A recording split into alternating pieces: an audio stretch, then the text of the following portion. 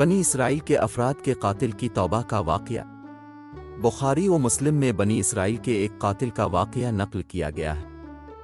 حضور اکرم صلی اللہ علیہ وآلہ وسلم نے اللہ کے ہاں توبہ کی قبولیت سے متعلق صحابہ کرام کے سامنے بنی اسرائیل کے ایک قاتل کا نہایت خوبصورت اور ایمان افروز واقعہ بیان فرمایا کہ بنی اسرائیل میں ایک شخص چوری، ڈکیتی اور قتل میں بہت مشہور تھا۔ اگر آپ نے ابھی تک میرا چینل سبسکرائب نہیں کیا تو سبسکرائب کر لیں اور ویڈیو کو لائک کر دیں، شکریہ۔ اور نہایت معمولی سی بات پر قتل کر دیتا تھا۔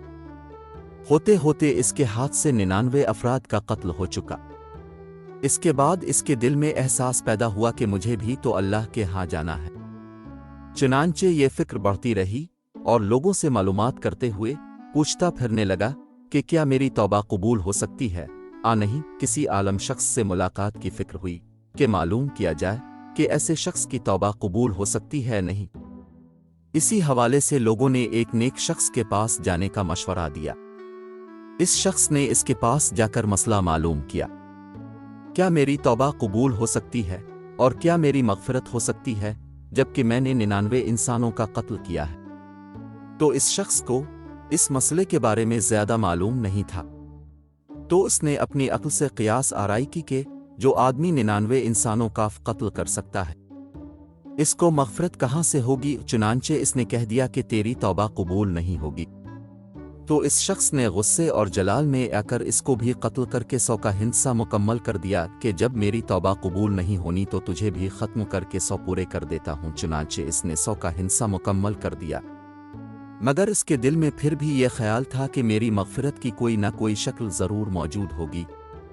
اس لیے اس نے لوگوں سے پھر معلومات کا سلسلہ جاری کر دیا کہ روئے زمین میں سب سے بڑا عالم کون ہے، وہی میرے مسئلے کا حل بتا سکتا ہے۔ آخر لوگوں نے اس کو بتلایا کہ اس جگہ ایک عالم رہتا ہے، اس سے جا کے معلوم کرو۔ چنانچہ اس نے اس عالم صاحب کے پاس جا کر اپنی زندگی کی ساری کارگزاری سنائی اور 100 آدمیوں کو کس طرح سے قتل کیا، سارا کارنامہ سنا دیا۔ معلوم کیا کہ اب بتلائیے کہ میری توبہ قبول ہو سکتی ہے یا نہیں؟ کیا اللہ کے ہاں مجھ جیسے گناہگار کے لیے بھی مغفرت کا کوئی خانہ؟ تو اس عالم صاحب کو چونکہ علم تھا تو اس نے بتلایا کہ تیرے گناہ معاف کرنے میں اللہ کے ہاں کوئی رکاوٹ نہیں۔ اللہ کی رحمت کا سمندر تجھ جیسے گناہگاروں کے گناہوں سے بہت بڑا اور بہت وسیع ہے۔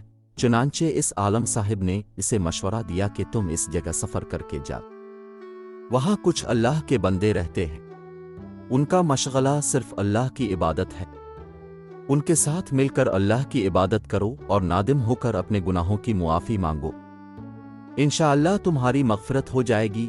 جب اس شخص نے آدھا راستہ طے کر لیا تو ملک الموت آ گئے۔ اب اس کی روح لے جانے کا مسئلہ کھڑا ہوا۔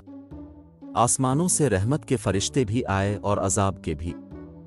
رحمت کے فرشتے کہنے لگے اس کی روح لے جانے کا حق ہم کو ہے، اس لیے کہ یہ سچے دل سے تائب ہو کر عبادت کے لیے جا رہا ہے۔ عذاب کے فرشتے کہنے لگے کہ اس کی روح لے جانے کا حق ہم کو ہے، اسی لیے کہ اس شخص نے کبھی کوئی نیکی کا کام ہی نہیں کیا۔ اسی دوران آسمانوں سے ایک فرشتہ آیا۔ بعض روایات سے معلوم ہوتا ہے کہ یہ آنے والا فرشتہ حضرت جبرائیل امین تھے۔ چنانچہ اس فرشتے نے تشریف لا کر ان دونوں طرح کے فرشتوں کے درمیان یہ فیصلہ کیا کہ دونوں طرف کی مسافت ناپ کر کے دیکھ لو، جہاں سے آ رہا ہے اس کی مسافت قریب ہے، جہاں جا رہا ہے وہاں کی مسافت، لہذا جہاں کی مسافت قریب ہو اس شخص کو وہاں والوں میں شمار کر دیا جائے۔ چنانچہ دونوں طرف کی زمین ناپ کر دیکھی گئی تو جہاں جا رہا تھا وہاں کی مسافت جہاں سے آ رہا تھا اس کے مقابلے میں صرف 1 قدم قریب ہے۔ چنانچہ فیصلہ ہوا کہ مقامی مسعود سے مقام عبادت صرف 1 قدم قریب ہے، اسی لیے رحمت کے فرشتوں کو اس کو لے جانے کا حق حاصل ہوا۔ چنانچہ اللہ تعالیٰ کی طرف سے اس کی مغفرت کا اعلان ہو گیا۔ ایک روایت میں آتا ہے کہ قتادہ رضی اللہ تعالیٰ عنہ فرماتے ہیں کہ حسن رضی اللہ تعالیٰ عنہ نے فرمایا کہ ہم سے یہ ذکر کیا گیا ہے کہ اس شخص کے پاس جب ملک الموت آئے تو وہ شخص سینے کے بل اس سرزمین کی طرف گھسٹتا چلا گیا۔ حدیث قدسی میں آتا ہے کہ میں اپنے بندے کے ساتھ اس کے گمان کے مطابق ہوتا ہوں اور وہ جہاں بھی یاد کرے میں اس کے ساتھ ہوں۔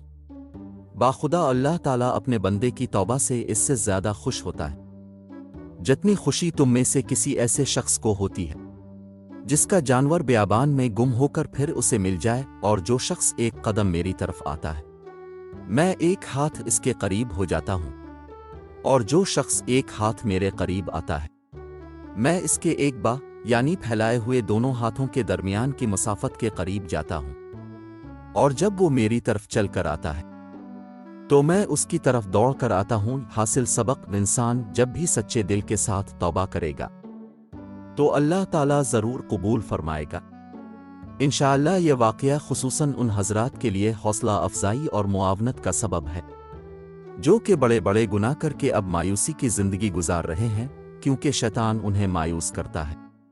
بہرحال گناہگار کو شیطان کی باتوں میں آ کر مایوس نہیں ہونا چاہیے، بلکہ اللہ کی رحمت سے اچھی امید رکھ کر سچی توبہ کے ذریعے اپنے آپ کو پاک و صاف کر لینا چاہیے۔